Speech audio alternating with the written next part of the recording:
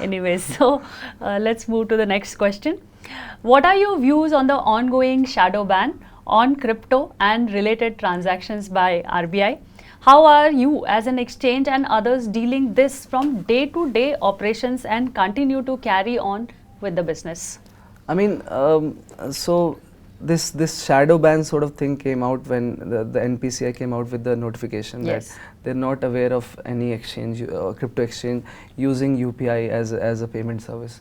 What they were saying that they were not aware of it. It wasn't like, you know, they have banned or anything. But when it comes to RBI, they have always taken a very strong stand against crypto exchanges, especially crypto exchanges. They have always tried to, you know, put out these sort of blanket bans. You know, happened before in 2018. They had a complete blanket ban over any exchange using any banking related service.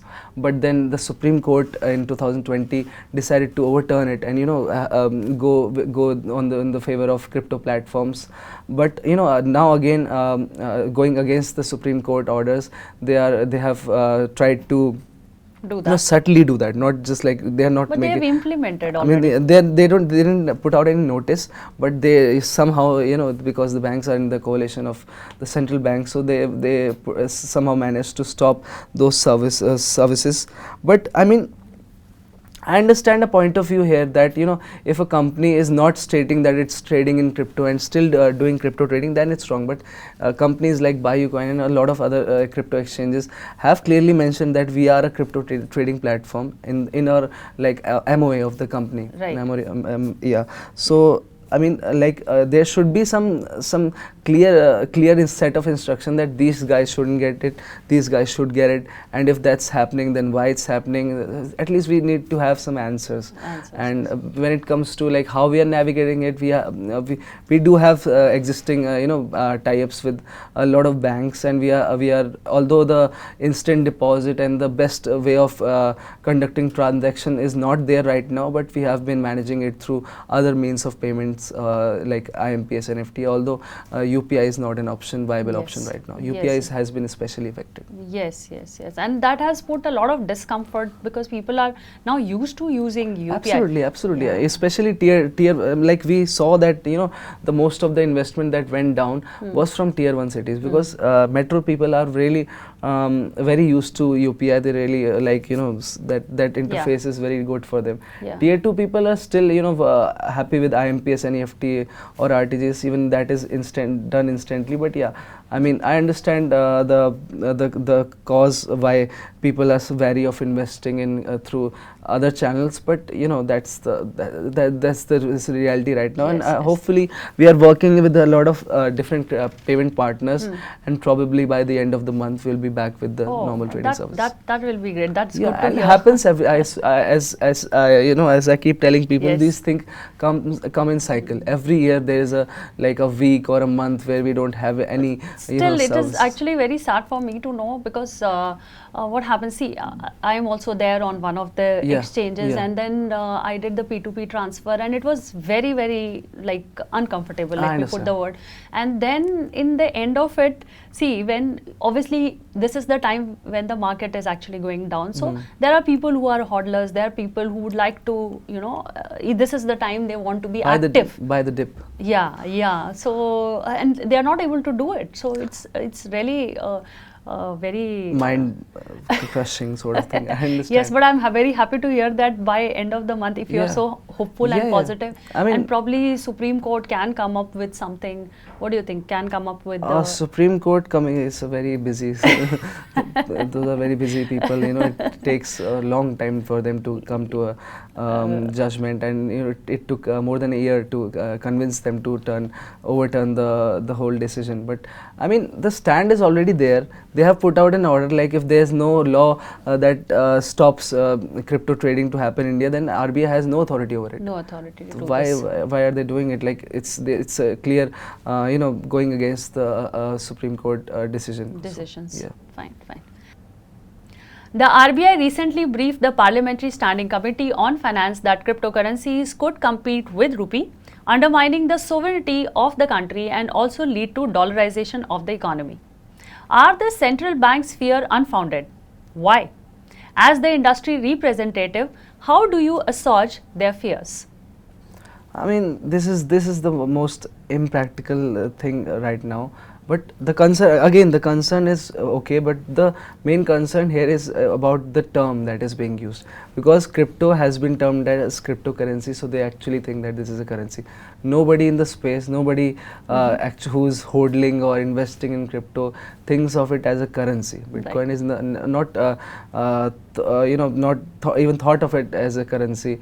It's just that the terminology, and it got very popular, and now it's on everybody's mouth, so it's called cryptocurrency, but it's not a currency, it's an asset.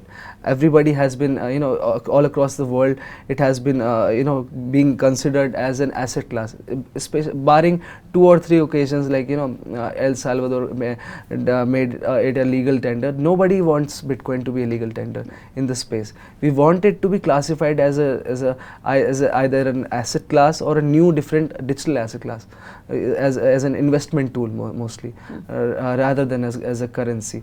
So that's calling it as a currency is not even feasible in terms of like the utility of the currency is to remain stable, to be easy to move across places, and it should be traceable, and it should have a backtracking channel. Most of those things don't exist with Bitcoin. It can't. You mean to say that this currency cannot replace the fiat currency? It can't. It doesn't have any features or any sort of similarity with a real fiat currency. It's not it's not a currency. Nobody uses Bitcoin to who would buy Bitcoin, use Bitcoin to buy a pizza or anything. That was something that was used in 2009, 2010.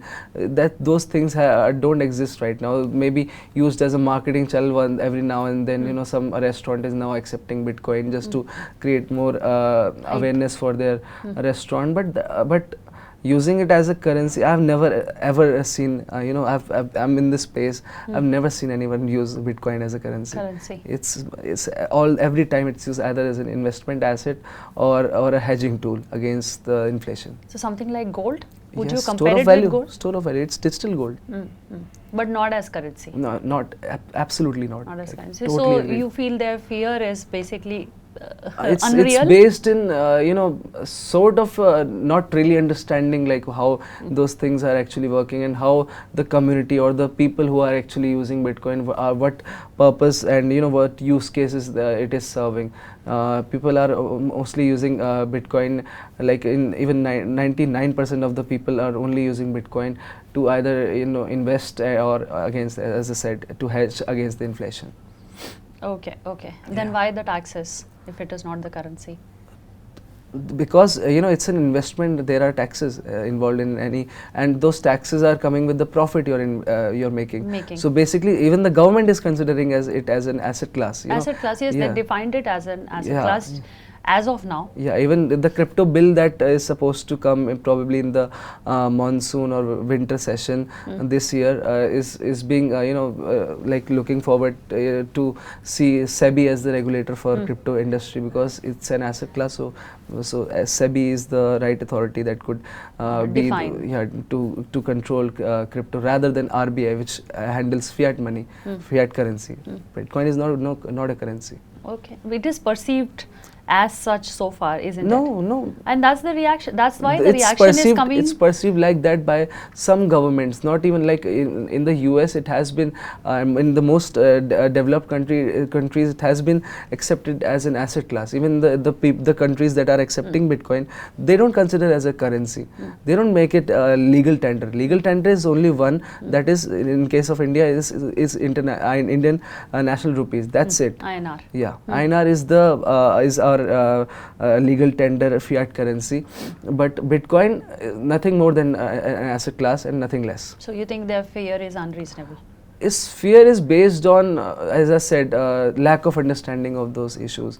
It is based on, like, some things that were said back in the early days of Bitcoin, like it would replace the dollar one day. Yeah, there are such talks. So there used to be, but now nobody does such kind of talks, because that would make you look insane or stupid. Like if you say that Bitcoin would replace dollar, it's not going to happen. Okay. But it could compete in terms of a good investment tool. It could compete against a lot of other things, innovations that are happening. It could really what it could really help is to create a synergy. Blockchain technology, application of blockchain technology into the real fiat money could be a great thing, but it has to be done in the right way, decentralized as possible, even though it's a centralized currency.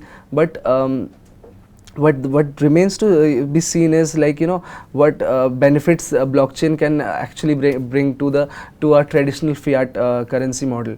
So I mean, the government is also exploring the use cases on that side. Yes, so yes, it's not, it's if they are accepting the technological part. If the government comes up with the CBDC, they call it, central bank digital currency, it will also be a crypto. Yes. If it's on the blockchain, it will also but that be a is a very using the decentralized part as a very centralized. I understand. Like it's a centralized sort of ledger, but I mean, keeping some of those qualities, like the divisibility and the ease of to make transaction across the globe, and a lot of the benefits that Bitcoin has, a limited supply.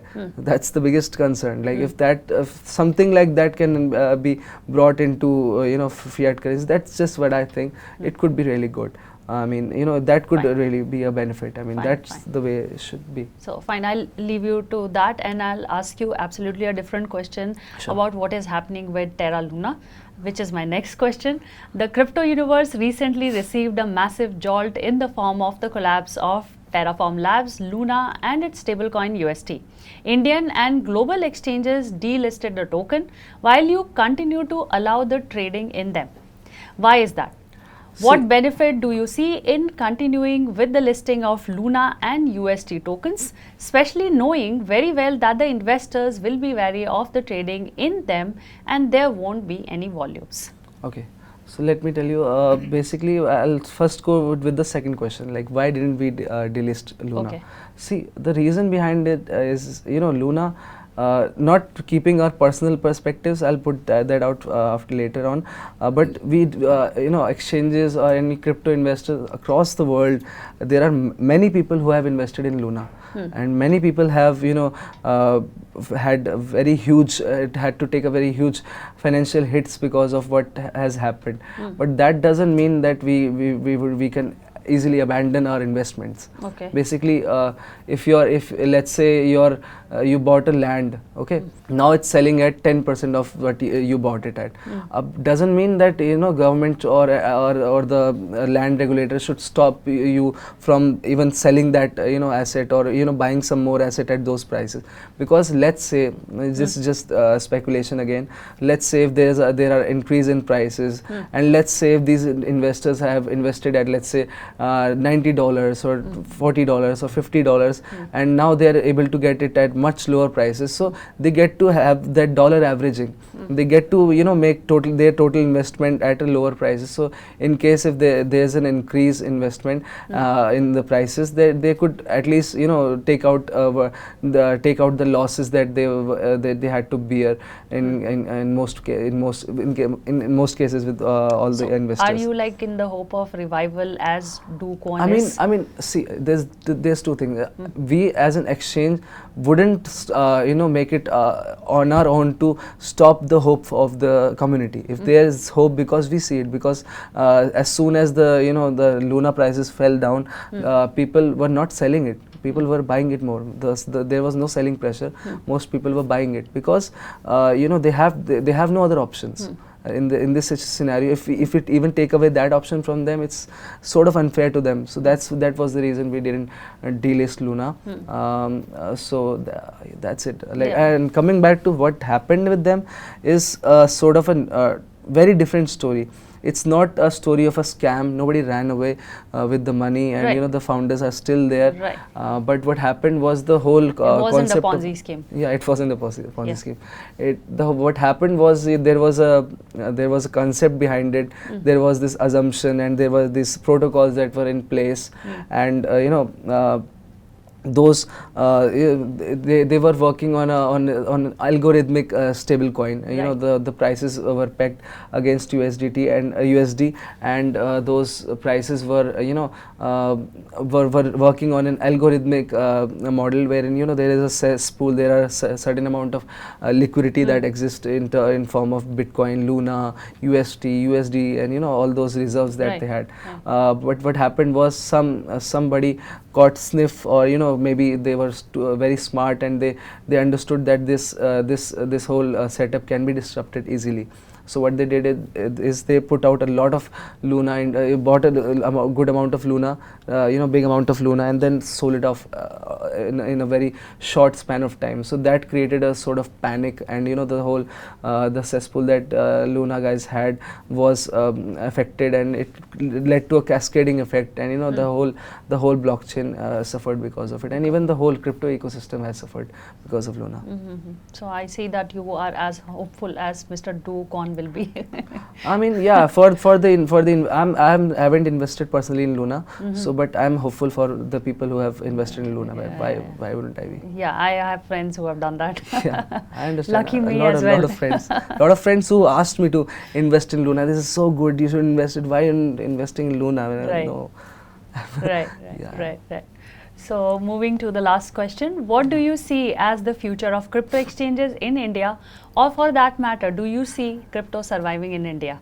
I see that you said you are very positive, you're gonna stay here, but how do you see as a 5 years down the line, the future of crypto in India specifically? Crypto is here to stay. Yeah. Crypto is here to stay, but let's put crypto and crypto exchanges in a two different manner. Let's say you know, there are very, very strict policies, and exchanges are not able to make profits out of, you know, these operations. Right. So what will happen would be, you know, it would create either you know, a huge space for either foreign companies to come in and capitalize on, because the interest can't go away. The people will, and you know, and continue to invest in crypto, support crypto, and you know, because it's only going to get bigger. You know, it's a very nascent stage right now. Things are only starting to build up, and you know, we are starting to see what you know, actual potential this technology has, and you know, new use cases will come on. You know, every now and then we see you know, mishaps like Luna, like where, you know, the whole crypto community gets devastated because of one failure. But that also leads to, you know, the next set of startups are better, because you weed out the, you know, bad things, you weed out the things that could lead to failure, you weed out the you know, scam, and you know, all those bad sort of things from the market, and you bring out the good stuff. You know, that was something that happened in the .com bubble burst. All the hi-fi startups, you know, with great ideas but no execution, were pushed out of the market, and people like Amazon, Jeff Bezos, were able to build companies like Amazon, and you know, Sergey and Larry Page were able to build Google, and you know, those sort of things can only happen when that sort of environment is there, that sort of scrutiny is there. So I'm really hoping that in the future people would do more research. They would put their money more smartly. They would know, like, they have what sort of options they have. They don't go by like somebody told me like you should invest in this, so I invested in this. That shouldn't be the case. Everybody should, you know, that will only happen with more education and more awareness campaigns. You know, we try to do our bit. You know, everybody has to do their bit. Everybody who has some knowledge in crypto has to impart it to the next person, for the whole economy and the community to grow up, as you know, in terms of the learning curve. So that's about crypto. It's never going to go away. Somehow or the other, it will continue to exist. Probably maybe through some foreign platform setting up a huge operation in India, or maybe small small communities that would be, you know, trading amongst themselves. That we'll see. Probably you know, we'll have hopefully we'll have a very loosening of the regulatory environment, and Indian platforms will continue to succeed. But in the worst case, crypto will always there. Yeah, and adding to that part of your research that you were saying, we as Crypto TV, we always tell all the people before doing any kind of going for any kind of crypto currency, they should read the white paper. They could go to the Reddit and they could check the how many transactions are taking place and what's the volume and which exchanges it is listed on and what sort of volume it is seeing from them. There are a multitude of research that can be done once you are into the space, and it's not very hard. If I can do it, anybody can do it. That's all I say, because I'm very bad at financial stuff. Fine. This was a lovely chat. I'm so happy that I had this chance to meet one-to-one, and you happened to be in Bombay, and we could actually do this interview. Fantastic. I'm very happy. I've learned a lot of new things and got a new perspective about how things are happening and how exchanges are dealing with the stress that is going on currently. Yeah, absolutely. It was a great pleasure talking to you. Thank you so much. I hope the audience gets to know some good stuff, and stay positive, and keep on building stuff, keep on learning new things, never stop the learning curve. That's all. The knowledge is everything that matters. Yes, definitely. And on that note, I would like to thank you for your time that you have taken out for us. Thank you so much for being here. This couldn't be better as to find Mr. Bhatt on one-to-one conversation here in our studio.